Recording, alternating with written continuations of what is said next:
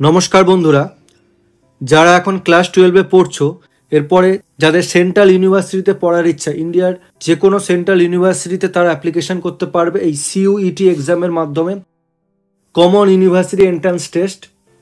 Central ইউনিভার্সিটির পাশাপাশিও এই এক্সামের মাধ্যমে আপনারা স্টেটের বিভিন্ন গভর্নমেন্ট ইউনিভার্সিটি, প্রাইভেট ইউনিভার্সিটিতেও অ্যাডমিশন নিতে পারবেন। তো এই এক্সাম নিয়ে বিস্তারিত আলোচনা করবো আজকের ভিডিওতে। অ্যাডমিশন প্রসিডিওর কী, এই এক্সামে বসার এলিজিবিলিটি ক্রাইটেরিয়া কী, এক্সাম প্যাটার্ন কী থাকছে, কত মার্কসের এক্সাম হয়, ফর্ম ফিল আপ কবে থেকে শুরু হবে এবং তার রেজাল্টই বা কবে বেরোবে, এক্সাম কবে হবে, এক্সামে বসার জন্য ফি কত লাগবে, কী কী কোর্সে আপনি অ্যাডমিশন নিতে পারবেন এবং কোন কোন ইউনিভার্সিটিতে কী কী কোর্স অফার করা হয় এবং কোন কোন ইউনিভার্সিটি, সেন্ট্রাল ইউনিভার্সিটিতে আপনি এই এক্সামের মাধ্যমে অ্যাডমিশন নিতে পারবেন, সেই সমস্ত লিস্ট আমি প্রোভাইড করব এবং তার ডিটেলস সিলেবাস কী থাকছে সব ডিটেলস আজকের ভিডিওতে আমি দেবো। তো স্কিপ না করে পুরো ভিডিওটি দেখতে থাকুন। তো এখনও যদি আপনারা আমার চ্যানেলটি সাবস্ক্রাইব করে না থাকেন তাহলে একটা সাবস্ক্রাইব করে দেবেন, তাহলে পরবর্তী যখন কোনো এক্সামের ভিডিও আমি নিয়ে আসবো তখন সেই আপডেট আপনারা কিন্তু পেয়ে যাবেন। এবং যদি ভিডিওটি ভালো লেগে থাকে তাহলে একটা লাইক করে দেবেন এবং আপনাদের কোনো কোয়ারি থাকলে কমেন্ট করে জানাবেন, আমি অ্যান্সার দেওয়ার চেষ্টা করব।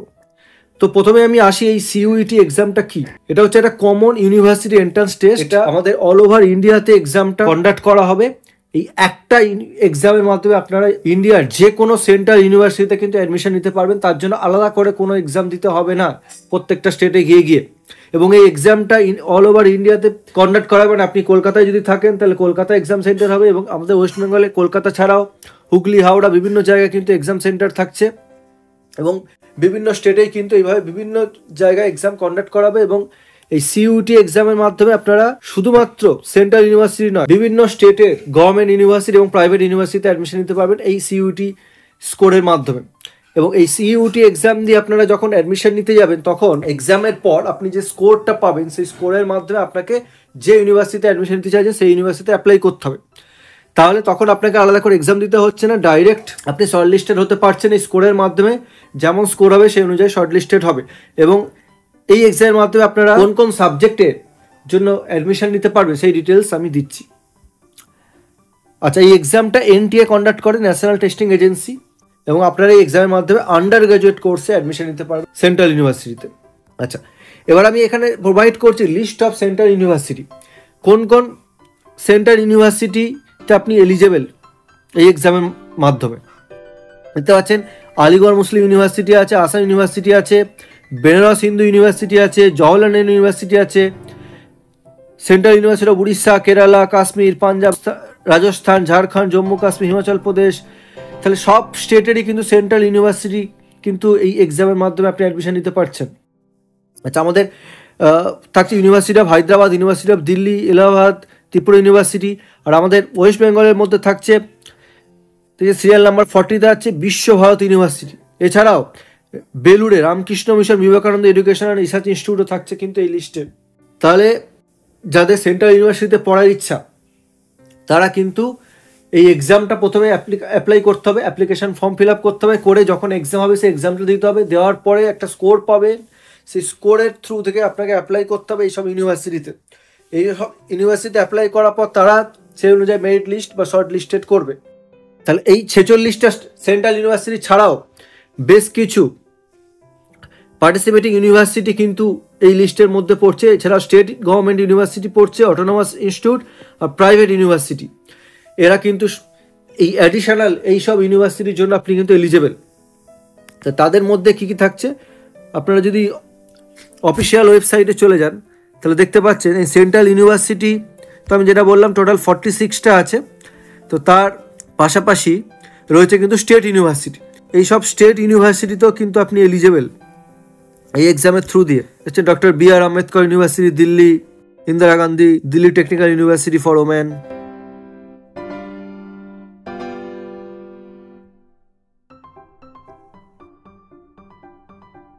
Kolhan university, Netaji Subhas university of technology new Delhi, Netaji Subhas university Jharkhand. তাহলে বিভিন্ন স্টেটেরই কিন্তু আচ্ছা ডিমড ইউনিভার্সিটি কিছু আছে যেগুলো কিন্তু আপনি এই স্কোরের থ্রু থেকে অ্যাডমিশন নিতে পারবেন।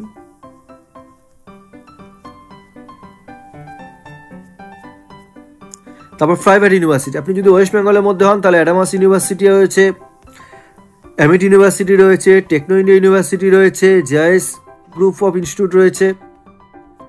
তাহলে এইসব ইউনিভার্সিটিতেও কিন্তু আপনি অ্যাডমিশন নিতে পারবেন। আইএম রয়েছে।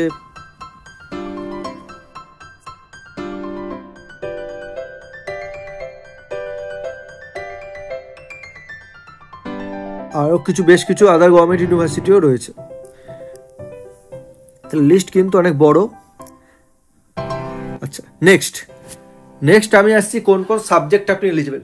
টোটাল 13টা ল্যাঙ্গুয়েজ সাবজেক্ট কিন্তু আছে। এর পাশাপাশি রয়েছে অ্যাকাউন্টেন্সি, এগ্রিকালচার, বায়োলজির মধ্যে বায়োলজিক্যাল সায়েন্স, বায়োটেকনোলজি, বায়োকেমিস্ট্রি সবই রয়েছে, কেমিস্ট্রি রয়েছে, এনভায়রনমেন্টাল সায়েন্স রয়েছে, কম্পিউটার সায়েন্স রয়েছে, ইকোনমিক্স রয়েছে, ফাইন আর্টস রয়েছে, জিওগ্রাফি রয়েছে, হিস্ট্রি রয়েছে, home science, mass media, mass communication, mathematics, আর্টসে রয়েছে dance, drama, music, physical education, yoga, sports, physics রয়েছে, political science, psychology, Sanskrit, sociology. তাহলে এতগুলো সাবজেক্টটা কিন্তু আপনি এলিজেবল অ্যাপ্লাই করার জন্য। আপনার যে সাবজেক্টটা আপনি পড়তে চাইছেন ক্লাস 12-এর পর অনার্স করতে যাচ্ছেন ডিগ্রি কোর্স, তখন কিন্তু পার্টিকুলার ইউনিভার্সিটি থেকে আপনাকে এই সাবজেক্টে অ্যাপ্লাই করতে হবে। এভাবে আপনি একের বেশিও কিন্তু এক্সামের জন্য সাবজেক্টের জন্য এক্সাম দিতে পারেন।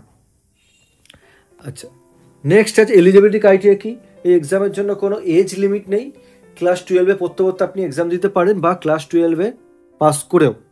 আচ্ছা, এক্সাম প্যাটার্ন কি থাকছে, আপনাকে ফার্স্টে কী করতে হবে, অফিসিয়াল ওয়েবসাইটে গিয়ে রেজিস্ট্রেশন করতে হবে, অ্যাপ্লাই করতে হবে।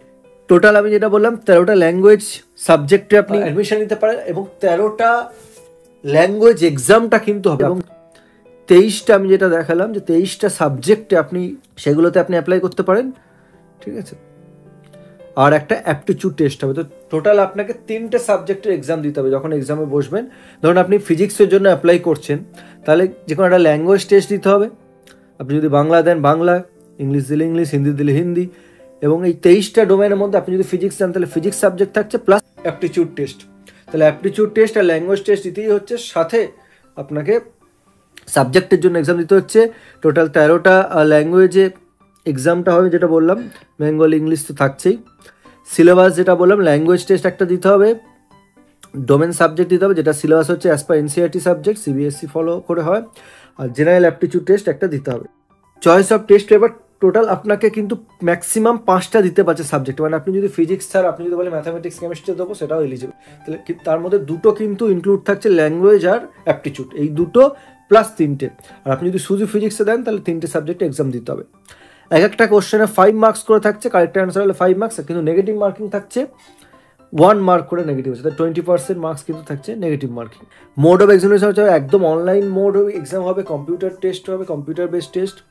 50টা কোশ্চেন থাকবে এক একটা পেপারে, প্রত্যেকটা কোশ্চেন থাকবে কম্পালসারি। আর একটা পেপারে 60 মিনিট করে থাকবে। তাহলে আপনি যদি 3টে পেপার দেন টোটাল 180 মিনিটের এক্সাম হবে। এবং এই এক্সামটা বিভিন্ন শিফটে হবে, প্রত্যেকটা শিফটে কিন্তু কোশ্চেন পেপার ডিফারেন্ট হবে। তার জন্য এনটিএ একটা পার্সেন্টাইল প্রোভাইড করবে, যে বিভিন্ন শিফটে অনুযায়ী তাদের একটা ক্যালকুলেশন আছে, সেই ক্যালকুলেশন অনুযায়ী তারা একটা নর্মালাইজেশন করবে। আচ্ছা, এর কিন্তু ফর্ম ফিল আপ শুরু হয়ে গেছে 1 মার্চ থেকে এবং এটা চলবে 22 মার্চ পর্যন্ত ফর্ম ফিল আপটা। আর এর last date of fee submission আছে 23 মার্চ।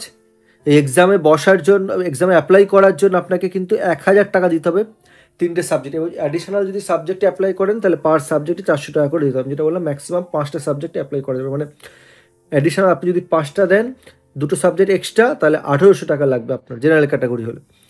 আর ওবিসি যদি হন তাহলে লাগছে 900 টাকা করে, এসসি এসটি হলে লাগছে 800 টাকা করে। আউটসাইড ইন্ডিয়া তো এক্সামটা আপনি দিতে পারেন, তার জন্য এক্সাম সেন্টার রয়েছে এবং তাদের জন্য 4500 টাকা করে লাগছে। অফিসিয়াল ওয়েবসাইট হচ্ছে এইটা সিইউইটির। আর এনটিএর ওয়েবসাইটে গিয়েও আপনি কিন্তু এর ডিটেলস পেয়ে যাবেন। এর অ্যাডমিট কার্ড কবে দেওয়া হবে এবং কোথায় আপনার এক্সাম সেন্টার পড়বে। আচ্ছা, আপনি যখন অ্যাপ্লাই করবেন তখন কিন্তু আপনাকে এক্সাম সেন্টার চুজ করতে হবে।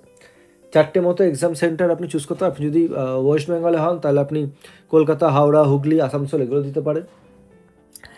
অ্যাডমিট কার্ড কবে প্রোভাইড করা হবে সেগুলো সব জানানো হবে। এক্সাম কিন্তু হবে মে মাসে, 8 মে থেকে 1 জুন। যেহেতু এটা বিভিন্ন শিফটে এক্সাম হবে, তাহলে এক্সামটা অনেক দিন ধরে চলবে। আপনার কোন দিন পড়বে সেটা আপনার অ্যাডমিট কার্ডে মেনশন থাকবে। তো আপনারা দেরি না করে ফর্ম ফিল আপ করে দিতে পারেন।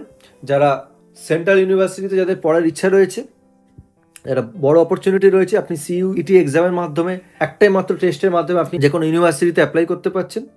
তো ভিডিওটি যদি ইনফরমেটিভ মনে হয়ে থাকে একটা লাইক করে দেবেন, এবং আপনার যদি কোনো ডাউট বা কোনো কোশ্চেন থাকে তাহলে কমেন্ট করে জানাবেন, আমি অ্যান্সার দিতে চেষ্টা করব। এবং একটা সাবস্ক্রাইব করে আমার পাশে থাকবেন, তাহলে এরকম আরও ভিডিও করার উৎসাহ পাবো। ধন্যবাদ ভিডিওটি দেখার জন্য।